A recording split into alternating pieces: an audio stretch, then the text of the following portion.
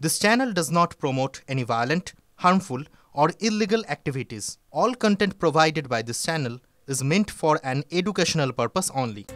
সংস্কারের অভাবে ধুঁকছে তিলপাড়া ব্যারেজ। তৃণমূল এবং প্রশাসনের বিরুদ্ধে 30 কোটি টাকা আত্মসাতের অভিযোগ। সিউড়িতে বিজেপির বিক্ষোভকে কেন্দ্র করে তুলকালাম পরিস্থিতি।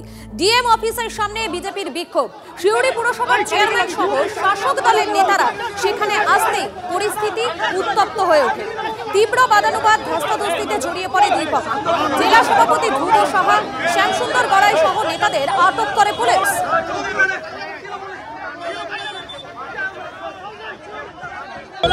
তৃণমূল আর এই সরকার, বীরভূমের জেলা প্রশাসন, বকলমে বীরভূমের তৃণমূলের জেলা সভাপতি বিধান রায় ডিএম সাহেব, উনি কি কারণে 29 কোটি 17 লক্ষ টাকা লুট করতে দিলেন?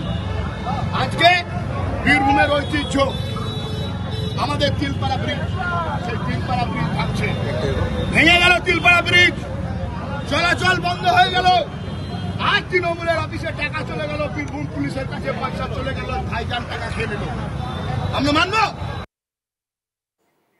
এই মুহূর্তে সেই ছবিটা দেখাবো আপনাদের। গতকাল দেখিয়েছিলাম যে সেখানে একটা ফাটল দেখা দিয়েছে, কিন্তু এই মুহূর্তে যা খবর জানতে পারা যাচ্ছে, তিলপাড়া ব্যারেজের নিচে থাকা ওয়াটার ডিভাইডার তা সম্পূর্ণরূপে ভেঙে গেছে এবং যাকে কেন্দ্র করে এই মুহূর্তে অত্যন্ত উত্তেজনা তৈরি হয়েছে গোটা এলাকাতে। এই মুহূর্তে সেই ছবি দেখাচ্ছি আপনাদের। ফাটল দেখা দিয়েছে তিলপাড়া ব্যারেজের নিচে ওয়াটার ডিভাইডারে। টানা বৃষ্টিতে ময়ূরাক্ষী নদীতে জল বাড়ছে, জলের চাপে আরও খারাপ হয়ে যাচ্ছে ব্যারেজের ভাঙা অংশ। বসে গেছে তিলপাড়া ব্যারেজের নিচে থাকা ডাউন স্ট্রিমের কংক্রিট।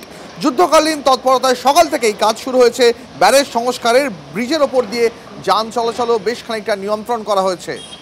এই মুহূর্তে সেই ছবি দেখাচ্ছে আপনাদের। তিলপাড়া ব্যারেজের একটা অংশ, ব্যারেজের নিচে থাকা ওয়াটার ডিভাইডার সম্পূর্ণরূপে ভেঙে গেছে। গতকাল ছবি দেখিয়েছিলাম আপনাদের, সেখানে ফাটল দেখা দিয়েছিল, আর আজ এই ব্যারেজের একটা অংশ সম্পূর্ণরূপে ভেঙে গেছে।